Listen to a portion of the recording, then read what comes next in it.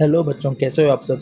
उम्मीद करता हूँ आप सब अच्छे होंगे, मेहनत कर रहे होंगे। मेरा नाम है संजय। हम स्टार्ट नहीं कर रहे, हम कंटिन्यू कर रहे हैं यूनिट एंड डायमेंशंस का। जेई मेंस के जितने भी क्वेश्चन हैं सारे के सारे कर रहे हैं। इसके बाद बाकी चैप्टर्स भी लेंगे हम। तो बिना टाइम वेस्ट किए स्टार्ट करते हैं। लास्ट क्वेश्चन नंबर देखते हैं। क्वेश्चन नंबर 32 था, ये क्वेश्चन नंबर 33 है। इस बार फुल पेज ले लिया है ना, हर बार दिक्कत होती है। क्वेश्चन नंबर 33 देखिए। क्वेश्चन थोड़ा बड़ा कर देता हूँ आपके लिए और इजी हो जाएगा दिखाना। क्वेश्चन कह रहा है आपसे, आपको मैच द फॉलोइंग करना है इसके अंदर।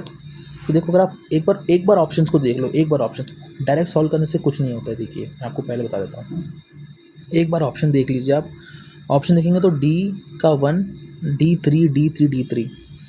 तो इसका मतलब हम ये समझ सकते हैं कि हाँ डी लगभग 3 ही आएगा। हम एक बार निकाल भी लेंगे। तो पहला लिखा हुआ है स्प्रिंग कांस्टेंट, ये ABCD है, कट गया ये ABCD है, ठीक है ना। तो ए इज स्प्रिंग कांस्टेंट। अब देखिए स्प्रिंग कांस्टेंट के लिए एक फॉर्मूला होता है ना, स्प्रिंग कांस्टेंट में पढ़ते हैं F is equal to minus k x, but हमें माइनस से मतलब नहीं है, के एक्स आएगा। तो फोर्स होता है MLT minus 2 is equal to k, हमें निकालना है एक्स होता है L, ठीक है। L से L चला जाएगा M1L0T माइनस 2। क्या ये ऑप्शन कहीं पे मिल रहा है? M1L0T माइनस 2, ए का 2। जैसे ही ए का 2 आया मेरे पास, ए का 2 आया मेरे दिमाग में, ये आ गया, ये दो ऑप्शन आ गए। ये दो ऑप्शन मेरे दिमाग में आ गए। तो देखो मैंने अजम्पशन था कि डी मेरा 3 है, तो उसका मतलब डी मेरा 3 ही है। अब बी और सी की लड़ाई है। अब बोल्ट्जमैन कांस्टेंट निकालो फटाफट से। बोल्ट्जमैन कांस्टेंट निकालो जो कि सी है। तो सी से आपके ऑप्शन तुरंत क्लियर हो जाएगा। बोल्ट्जमैन कांस्टेंट, आप बोल्ट्जमैन कांस्टेंट निकालने का तरीका बताया था मैंने, U इज इक्वल टू 3/2 के इंटू टी। जहाँ पे ये बस याद रखना है कि टी टाइम नहीं है, ई आपका एनर्जी है, this T is the temperature. ये फॉर्मूला आप पढ़ेंगे kinetic theory of gases chapter में, ठीक है ना। और ये के डैश ले लेता हूँ, ठीक है, ताकि आपको दिक्कत ना हो। के डैश, ओके। तो k dash is equal to U upon T. U है आपका M, U energy ML² T minus 2 upon में K1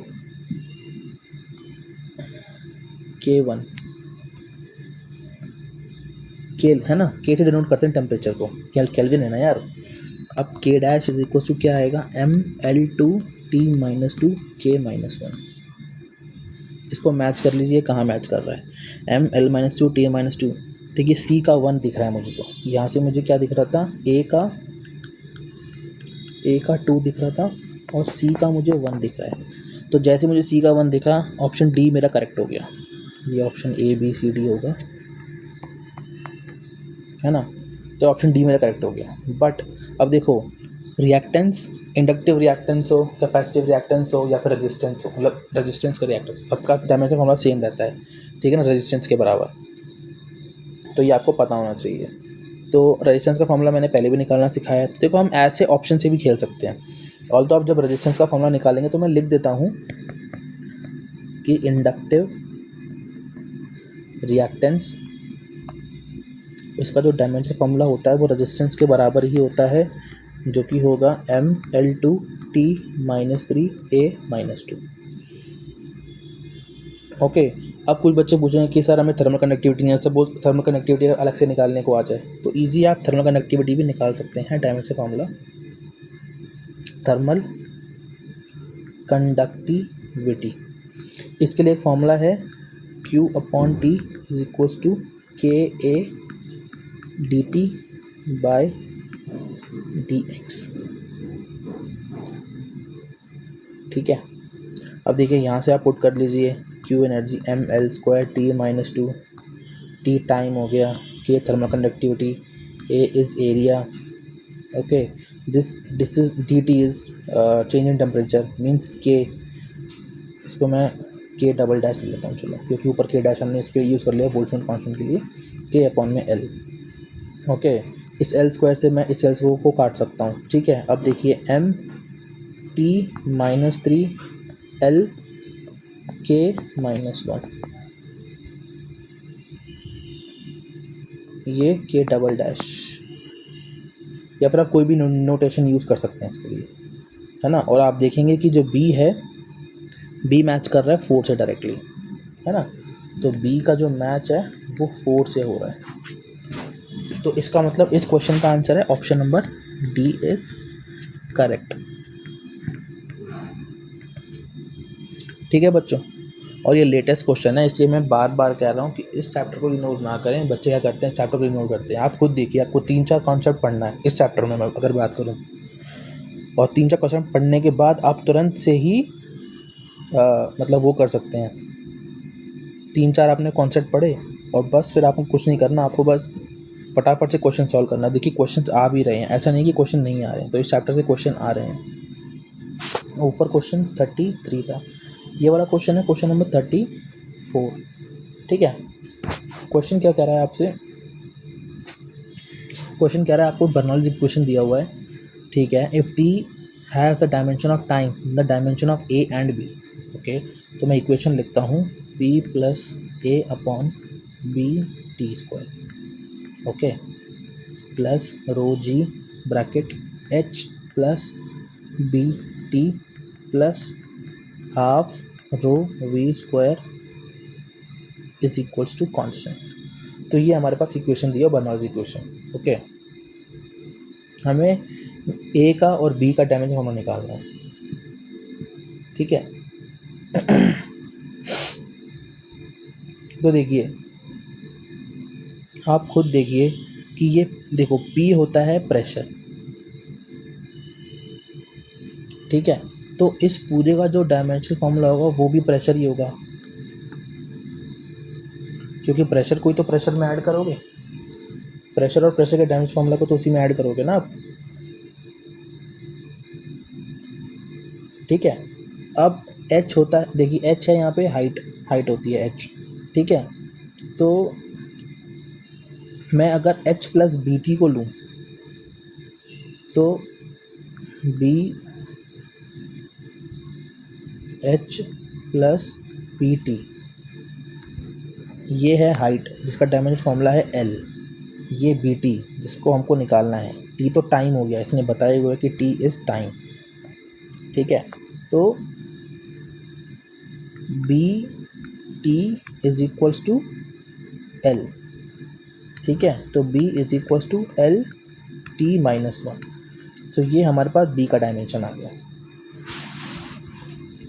ठीक है, अरे यार एक बात बताओ, H प्लस बी टी है, H का डायमेंशन फॉर्मूला L है, तो इसका भी तो L ही होना चाहिए डायमेंशन फॉर्मूला ओवरऑल, तभी तो आप इसको ऐड कर पाएंगे। 1 + 2 करोगे तभी तो 3 आएगा ना, 1 + 2x करोगे तब जाके 3 लिखोगे क्या, नहीं लिखोगे ना 3। सिंपल सी बात है ये, ठीक है ना।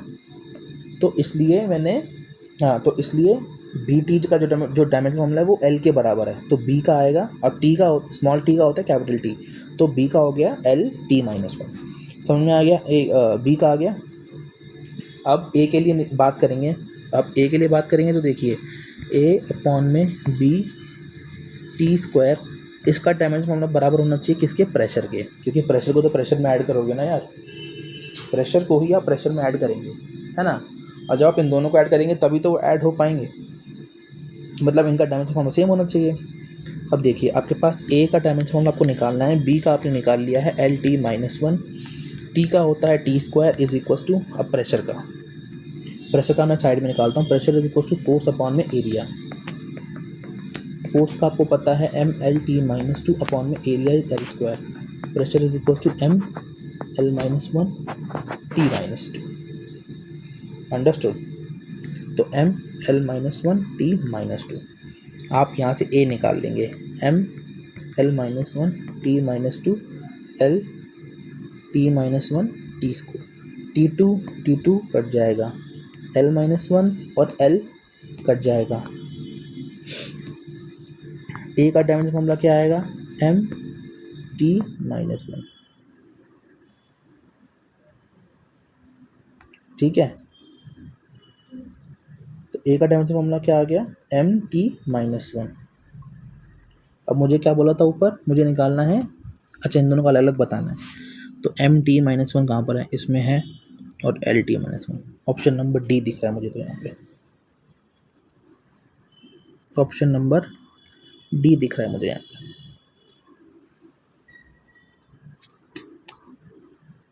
तो इस क्वेश्चन का करेक्ट आंसर है ऑप्शन डी। और ये क्वेश्चन कब आया है आप देखोगे ध्यान से, 2026 में, रिसेंट क्वेश्चन, रिसेंट का बिल्कुल अभी का, इसी साल पेपर का। ठीक है, नेक्स्ट क्वेश्चन करते हैं, क्वेश्चन नंबर 35। क्वेश्चन 35 क्या कह रहा है आपसे? क्वेश्चन 35 कह रहा है आपसे, आपको मैच द फॉलोइंग करना है। ये जेईई मेंस 2025 का क्वेश्चन है। अब देखिए कैसे निकाल सकते हैं आप इसको, एक बार ट्राई करिए खुद से। तो देखो, एक बार पॉज कर लीजिए, एक बार ट्राई कर लीजिए, और ट्राई करके फिर एक बार मेरे साथ करेंगे इस क्वेश्चन को, है ना। अब देखेंगे कि आपने सही किया है कि नहीं किया, और अगर नहीं किया तो कोई दिक्कत नहीं है, सीखो, है ना, क्योंकि अभी आपका सीखने का टाइम है। तो मास डेंसिटी, यार मास डेंसिटी मीन्स डेंसिटी हो गया, density is equal to mass upon volume. Mass का डायमेंशन फॉर्मूला m, वॉल्यूम का होगा L3, तो ml-3। अब ml-3 जहाँ पर है, ml-3, तो a का मुझे 4 नज़र आ रहा है, a का 4 जहाँ पर है उसे टिक कर लो। तो देखो ये ऑप्शन हो सकता है, ये ऑप्शन हो सकता है, इन दोनों में से कोई भी ऑप्शन हो सकता है, क्योंकि a का 4 ये दोनों के दोनों दिखा रहे हैं। अब देखो किसमें से कॉमन क्या है, मतलब b का 2 होगा, b का 2 होगा, ये मैंने ऑप्शन से देखा है। मैं बता दूंगा इम्पल्स कैसे निकालते हैं, कोई दिक्कत नहीं है इम्पल्स निकालने में, ठीक है, बट मैं बता रहा हूँ। देन पावर और मोमेंट ऑफ इनर्शिया। अब देखिए मोमेंट ऑफ इनर्शिया आप आराम से निकाल सकते हैं। मोमेंट ऑफ इनर्शिया का फॉर्मूला अगर आपको पता है तो अच्छी बात है, और नहीं पता तो और भी अच्छी बात है, क्योंकि मैं बता रहा हूँ। मोमेंट ऑफ इनर्शिया का फॉर्मूला होता है mr², स्मॉल mr², ऐसे लिखते हैं इसको, है ना, ये रोटेशन में आता है फॉर्मूला। तो m का हो गया, स्मॉल m का हो गया कैपिटल M मास, और l², तो ml² जहाँ पे भी है। अब d का ml² आप देख लो, d का 3 है,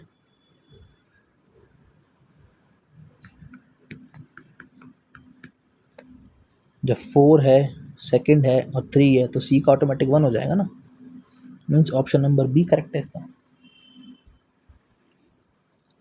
अब मैं बताता हूँ कि इम्पल्स का कैसे निकालते हैं, है ना। अब हम यहाँ से बात करते हैं कि इम्पल्स का डायमेंशन फॉर्मूला एक बार बता देता हूँ।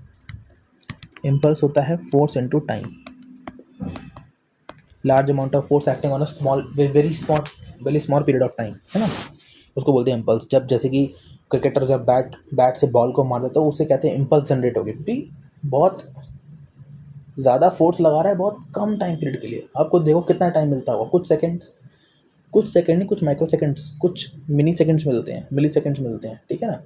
एक जब एक क्रिकेटर बैट से बॉल को हिट करता है, सपोज 6 के लिए, 4 के लिए, तो उसे कहते हैं इम्पल्स, ठीक है, ये हम पढ़ेंगे आगे।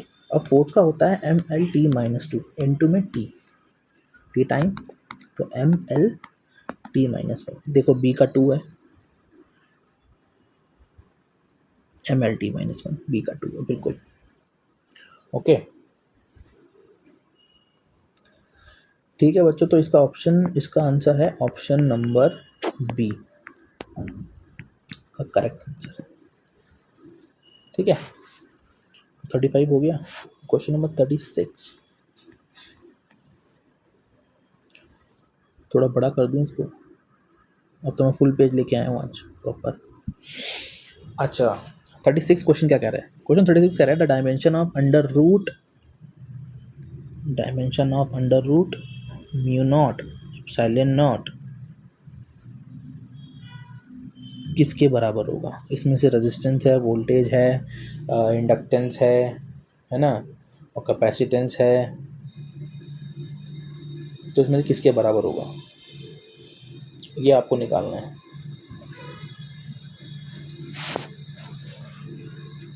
तो कैसे निकालेंगे? कैसे निकालेंगे यही मैटर करता है इसमें। देखिए आप फटाफट से म्यू नॉट और एप्सिलॉन नॉट निकाल सकते हैं, ठीक है ना, बट आप धीरे धीरे एक फॉर्मूला पढ़ेंगे आगे आगे जाके। देखो इसके अंदर क्या क्या चीज़ें मतलब मिल रही हैं इसमें।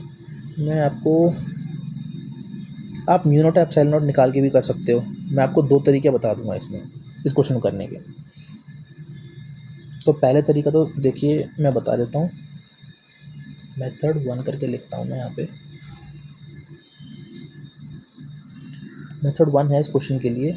आप जब इंडक्टेंस का फॉर्मूला पढ़ेंगे तो उसके अंदर आएगा L is equal to mu naught N A upon L, और जब कैपेसिटेंस पढ़ेंगे तो एक फॉर्मूला आएगा epsilon naught A by D. ठीक है, यहाँ से आप L बाई सी निकाल के, तो मेरे को mu naught by epsilon not चाहिए ना, तो ये आएगा mu naught by epsilon not.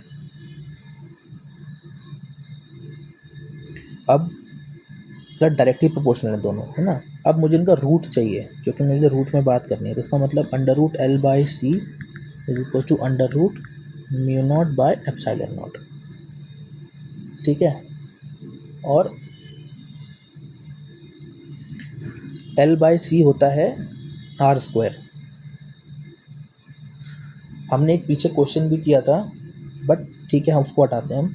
देखिए L बाई सी होता है टाउ आर अपॉन में टाउ बाई आर। ठीक है, तो यहाँ से होता है ये आर स्क्वायर, इसलिए अंडर रूट L बाई सी हो गया आर स्क्वायर, ये हो गया आर, तो इसका आंसर हो गया रेजिस्टेंस। ये है पहला तरीका सोचने का, कि आप डायरेक्टली इंडक्टेंस और कैपेसिटेंस को लेके, ये फॉर्मूला अगर आपको पता है सारे, तो आप इन क्वेश्चंस को कर सकते हो। सपोज अगर आपको ये फॉर्मूला नहीं पता, आपको सोच रहे हो कि सर ठीक है मैं 2 दिन एक्स्ट्रा दे दूंगा, बट मुझे एक बार ये म्यू नॉट एप्सिलॉन नॉट निकाल के मैं इसका रूट मार देता हूँ। मेथड 2 कर लेते हैं एक बार। ठीक है, मेथड 2 के अंदर क्या, म्यू नॉट और एप्सिलॉन नॉट की मुझे डायमेंशन फॉर्मूलाज चाहिए। तो देखिए म्यू नॉट एप्सिलॉन नॉट का निकालते हैं। एप्सिलॉन नॉट क्या होता है, परमिटिविटी ऑफ फ्री स्पेस।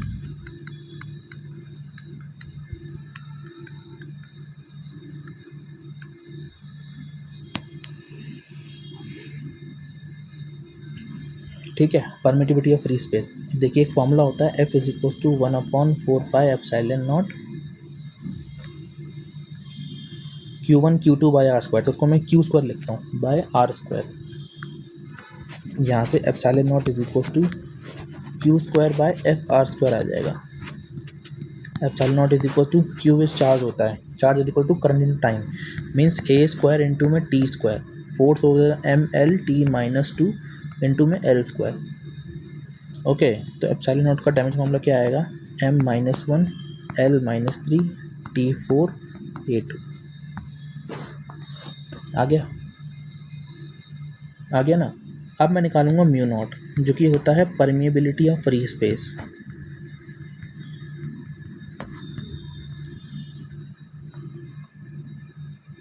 यहाँ निकालते हैं,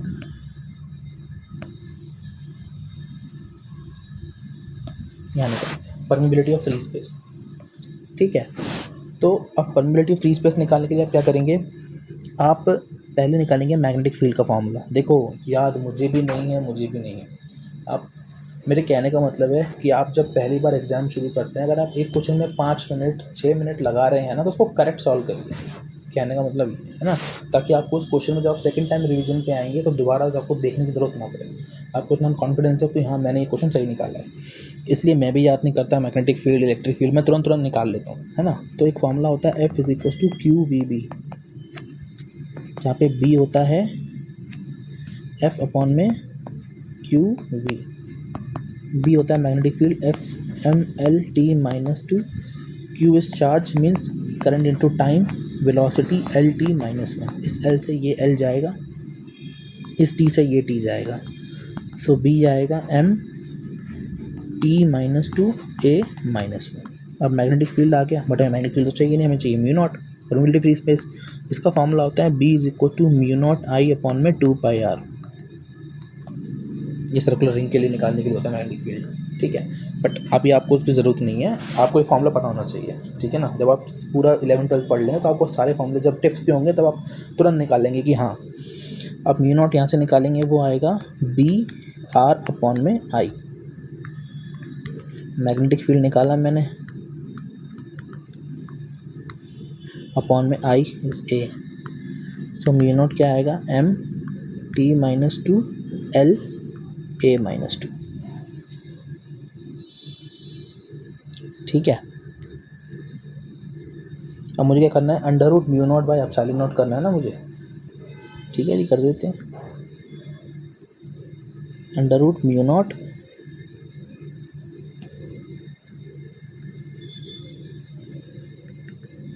बाय एप्सिलॉन नॉट,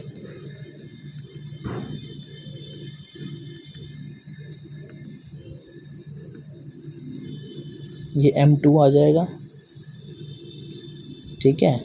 ये आ जाएगा ऊपर T-6 L4 आ जाएगा, A-4 आ जाएगा। इसका रूट लेंगे तो आएगा ML2 T-3 A-2। और जब आप इसको कंपेयर करेंगे ना तो ये रेजिस्टेंस का निकलता है। ये डायमेंशन फॉर्मूला किसका है, रेजिस्टेंस का, ठीक है। अच्छा, एक ट्राई और मार सकते हैं हम, बट मेथड 3 में, उस मेथड 3 में क्या होगा, क्योंकि एक फॉर्मूला होता है हमारे पास। चलो मैं एक बार करके देखता हूँ, अगर होगा तो ठीक है, अदरवाइज इसका आंसर है ऑप्शन नंबर A, रेजिस्टेंस, है ना। ऑप्शन A करेक्ट आंसर, मैं लिख देता हूँ यहाँ पे, ऑप्शन A करेक्ट आंसर, ठीक है। एक मेथड 3 एक बार ट्राई करके देखते हैं, लेट्स सी क्या होता है। क्योंकि एक फॉर्मूला होता है हमारे पास, C = 1/√μ0ε0, ये एक फॉर्मूला होता है ना। और हमें डायमेंशन फॉर्मूला निकालना है किसका, हमें निकालना है √μ0/ε0 का, ओके। ये निकालना है ना, μ0/ε0, ये। तो अगर आप देखें ध्यान से देखें तो हम कैसे कर सकते हैं, तो C इंटू में √μ0 = 1/√ε0, ओके।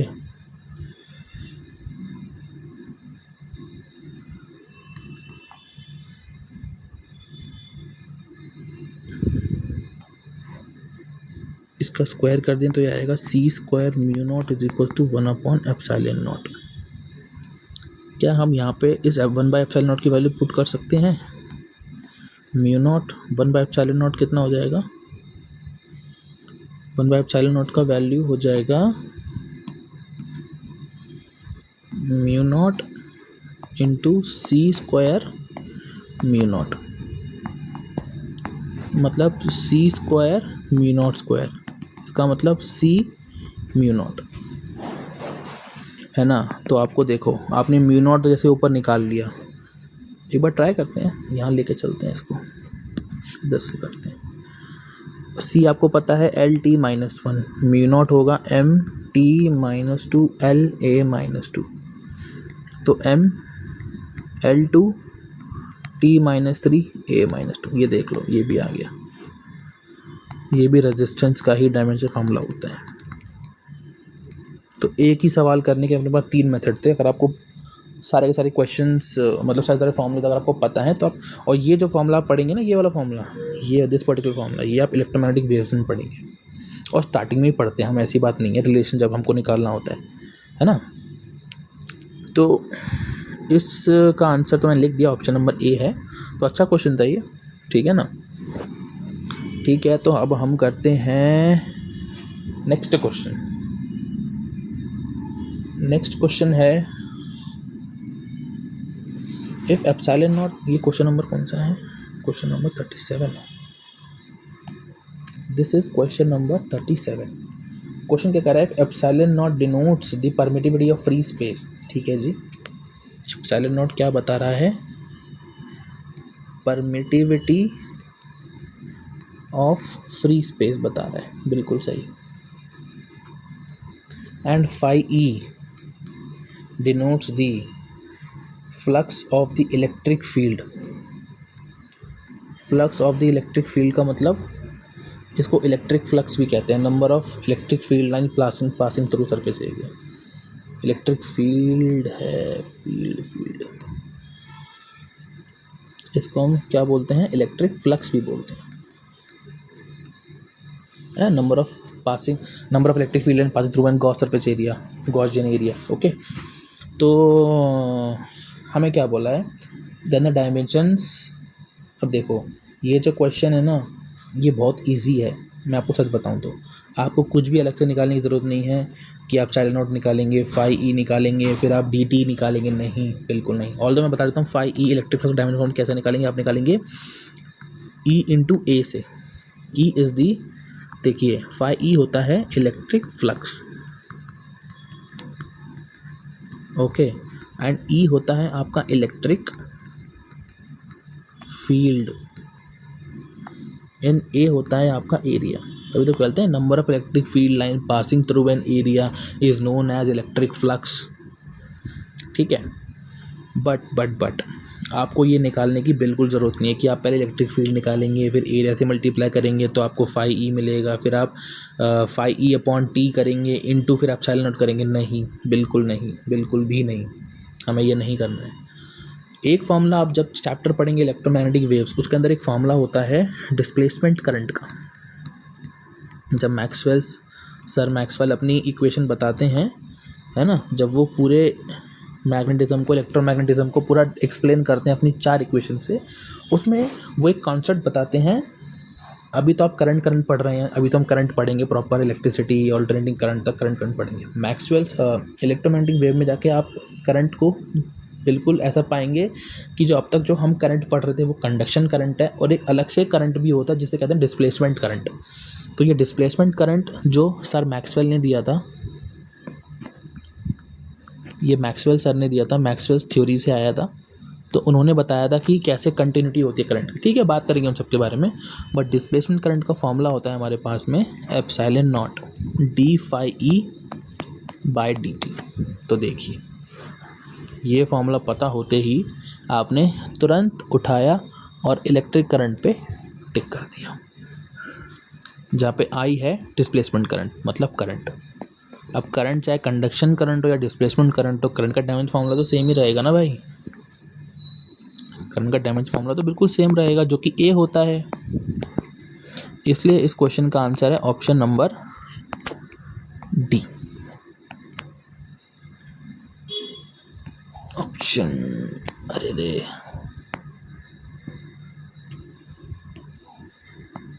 ऑप्शन डी इसका करेक्ट आंसर है। ठीक है बच्चों, ये क्वेश्चन देखो 2025 में पूछा गया यार, है ना, इजी क्वेश्चन।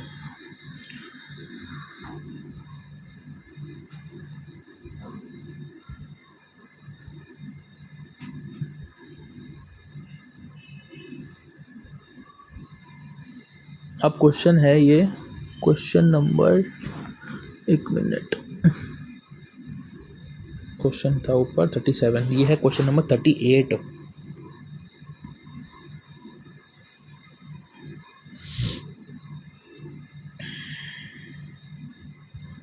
क्वेश्चन 38 क्या कह रहा है आपसे, the force of interaction between the 2 atoms is given by an equation.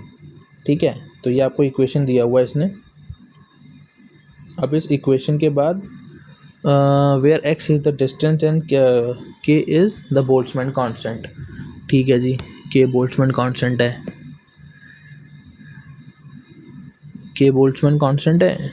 Then हमें क्या निकालना है, टी इज द टेम्परेचर। ठीक है, तो आपको एक इक्वेशन थोड़ा बड़ा कर लेते हैं, बहुत छोटा दिख रहा है मेरे यहाँ से। अब ठीक है, तो देखिए क्वेश्चन आपके पास में f is equals to alpha into beta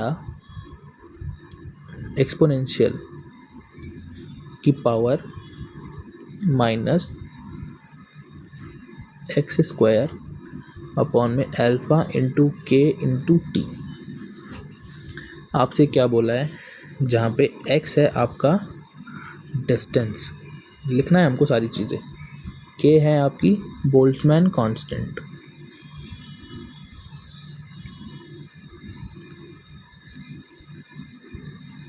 okay, T है आपके पास में टेम्परेचर।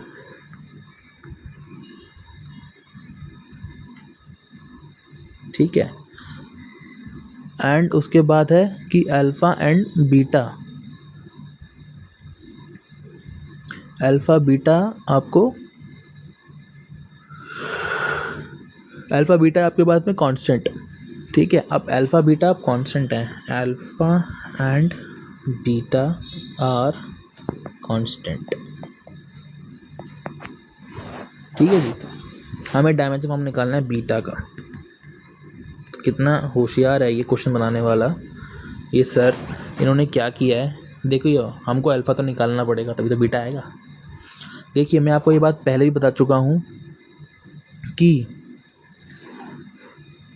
एक्सपोनेंशियल लॉग की पावर साइन के अंदर, कॉस के अंदर, साइन इनवर्स के अंदर, है ना, और कोई भी ट्रिग्नोमेट्रिक फंक्शन हो, उन सब के अंदर जो भी डायमेंशंस होते हैं वो डायमेंशनलेस होते हैं। ये बात आपको पता होनी चाहिए क्योंकि साइन वगैरह खुद डायमेंशनलेस होते हैं। ठीक है ना। अब पहले मैं ई की पावर में जो दिया हुआ है एक्स स्क्वायर अपॉन में अल्फ़ा के टी, इसको सॉल्व करूँगा। ठीक है,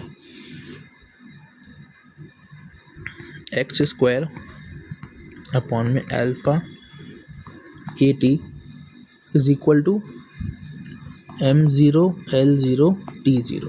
ठीक है ना, क्योंकि डायमेंशनलेस होते हैं ये। अब आप देखेंगे x होता है l स्क्वायर क्योंकि डिस्टेंस है, अल्फ़ा आपको निकालना है, k होता है बोल्ट्जमैन कांस्टेंट। अब यार याद तो मैंने नहीं किया, मैं तो हर बार निकालता हूँ। अच्छा, टेम्परेचर का होता है, टेम्परेचर क्या होगा, टेम्परेचर का होता है T। T इज टेम्परेचर है ना यहाँ पे, तो वहाँ पे K से डिनोट करते हैं टेम्परेचर को।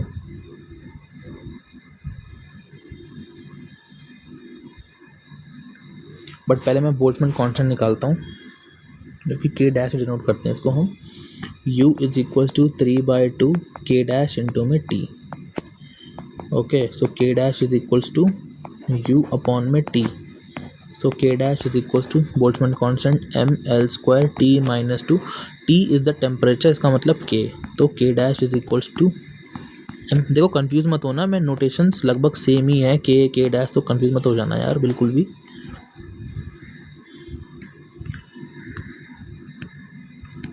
ठीक है, अब यहाँ से K डैश को डालेंगे, मतलब बोल्ट्जमैन कांस्टेंट को, ml2 T minus 2 K minus 1। Temperature का K होता है तो K is equals to m0 l0 t0।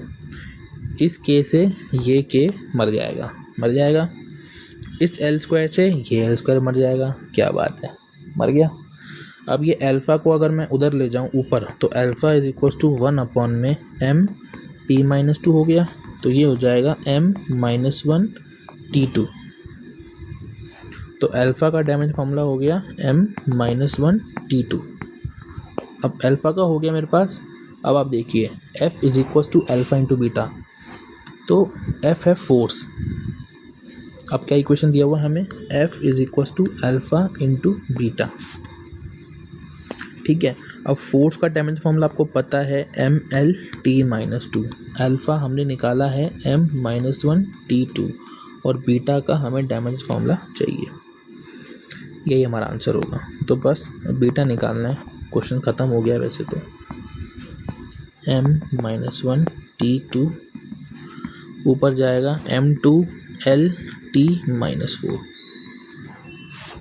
अब ये ऑप्शन में कहाँ पर है, m2 l t minus 4, m2 l t minus 4, मेरे को तो ऑप्शन डी दिख रहा है यार। ठीक है ना, तो ये हमारा आंसर है और ये ऑप्शन, आज सारे ऑप्शन डी ही हैं क्या, ऑप्शन डी हमारा करेक्ट है इस क्वेश्चन के लिए। ठीक है बच्चों, तो 38 तक हो गया है। अभी मेरे पास 1 2 3 4 क्वेश्चन और थे। ठीक है, चलो मैं ये क्वेश्चन आपको होमवर्क में देता हूँ। क्वेश्चन नंबर नंबरिंग कर देते हैं हम। क्वेश्चन नंबर 39 से स्टार्ट करेंगे। क्वेश्चन नंबर 39 से स्टार्ट करेंगे नेक्स्ट वीडियो में। थोड़ा बड़ा कर दे ताकि आप देख सकें क्वेश्चन। ठीक है, तो क्वेश्चन देख लीजिए। ये क्वेश्चन आपके लिए होमवर्क में मैं दे रहा हूँ। होमवर्क में एक क्वेश्चन आप ज़रूर करिए, और जो बच्चे इस क्वेश्चन को लगा लें तो एक बार इस क्वेश्चन को भी ट्राई कर सकते हैं आप। ये भी होमवर्क में ले लीजिए, है ना। ये क्वेश्चन नंबर 40 है। तो नेक्स्ट वीडियो में हम इन दोनों क्वेश्चन के आगे से स्टार्ट करेंगे। ठीक है, तो ठीक है बच्चों, पढ़ते रहिए, मेहनत करिए। तब तक के लिए ऑल द वेरी बेस्ट, और थैंक यू वेरी मच। आपका प्यार देना बच्चों।